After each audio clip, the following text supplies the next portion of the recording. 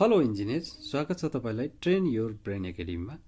आज हामी bachelor इन्जिनियरिङको first सेमिस्टरमा रहेको बेसिक इलेक्ट्रिकलको युनिट फर्स्टको थ्योरी पढ्नेछौँ। सुरु गरौँ है त। र साथसाथै च्यानलमा नयाँ हुनुहुन्छ भने लाइक, सेयर र कमेन्ट गर्नु नभुल्नुहोला। सुरु गरौँ electric चार्जबाट। It is the physical property of matter that causes it to experience a force when placed in an electromagnetic field. There are two types of electric charges, positive, negative. Positively charged substances are repelled from other positively charged substance but attracted negatively charged substance, and that negatively charged substances are repelled from other negatively charged substance but attracted to positively charged substance भन्छ। यसको यसै unit चाहिँ kolam C हो भन्छ। अर्थात् यसले भन्न खोजेको के हो भन्नुहुन्छ भने इलेक्ट्रिक चार्जमा दुईवटा पोजिटिभ र नेगेटिभ हुन्छन्। पोजिटिभ चार्ज भएको सब्स्टेन्सले अर्को पोजिटिभ चार्ज भएको सब्स्टेन्सलाई रिजेक्ट गर्छ अर्थात् रिपेल गर्छ र नेगेटिभ चार्जलाई एट्र्याक्ट गर्छ। र यसै गरी नेगेटिभ चार्ज भएको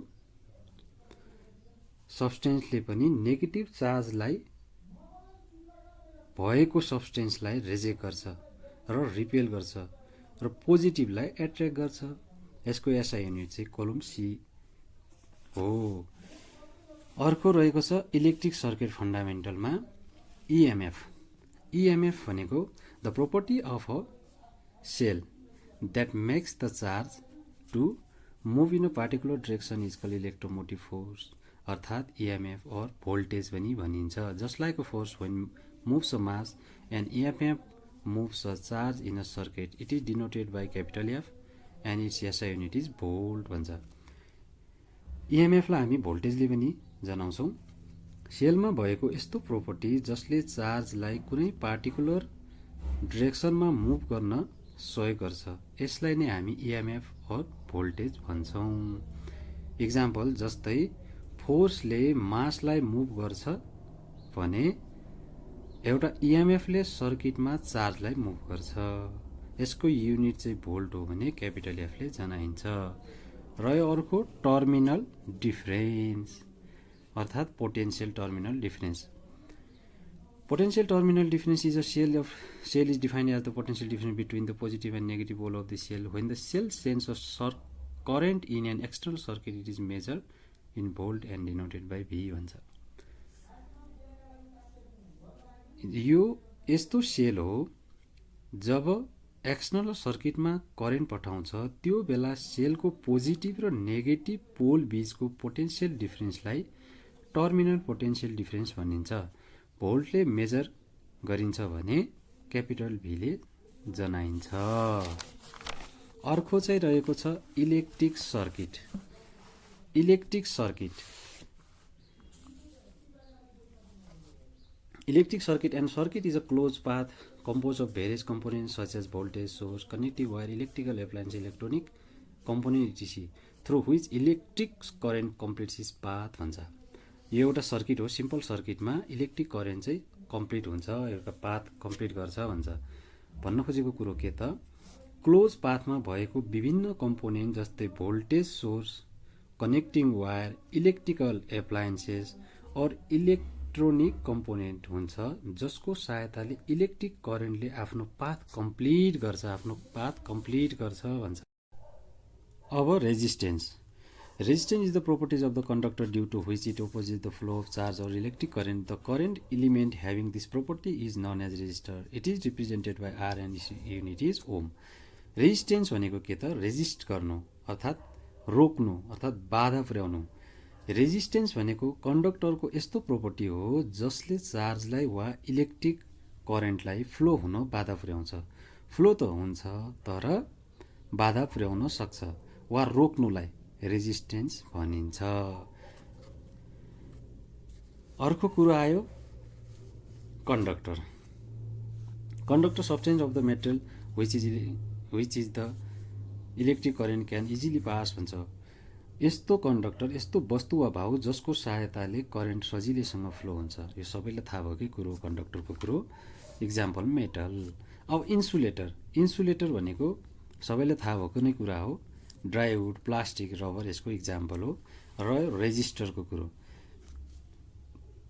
रेजिस्टर भनेको it is an electric component that limits or regulate the flow of electrical current in an electronic circuit भन्छ। Example limiting electric current, voltage division, heat generation, matching, loading circuit, gain control, setting time constant etc भन्छ।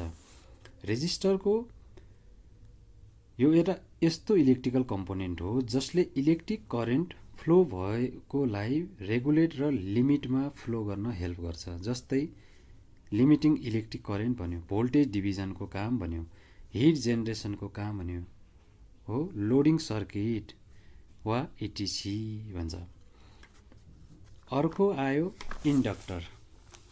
इन्डक्टरको कुरो हेनरीले यसलाई हामी denote गर्छौँ, अर्थात् यालले हामी यसलाई denote गर्छौँ। यसको युनिट चाहिँ हेनरी हो भने the electronic passive component which opposite the rise or fall of current through it inducting EMF across the circuit element भन्छ।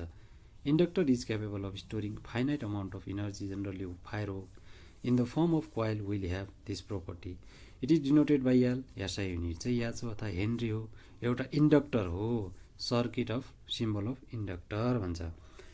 एउटा यस्तो इलेक्ट्रोनिक प्यासिभ कम्पोनेन्ट हो जसले करेन्टलाई के त राइज र फल हुनबाट रोक्दछ। यसले फाइनाइट मात्रामा इनर्जीलाई स्टोर गरेर राख्ने गर्दछ र यसलाई यालले जनाइन्छ, क्यापिटल यालले भने युनिट हेनरी हो भन्छ।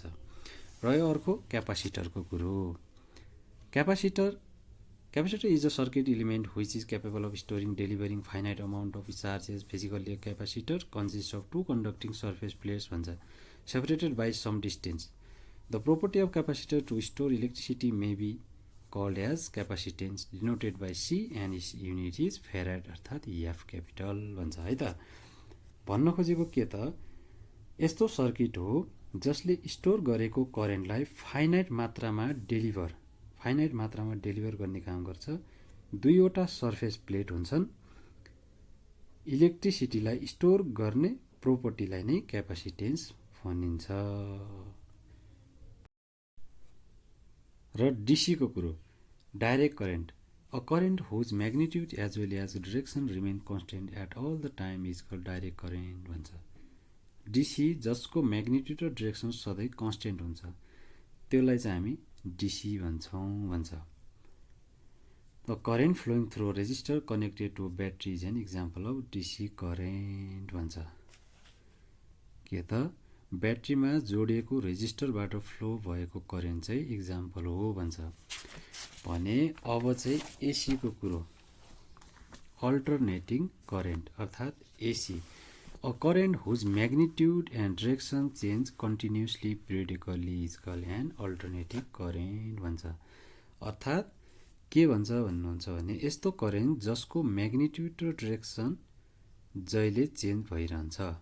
Example generator produces an current, त्यसको चाहिँ इक्जाम्पल भयो। अर्को रहेको छ resistivity. It is a fundamental property of a material that measure how strongly it resists electric current भन्छ। It is denoted by rho, its SI unit is ohm meter।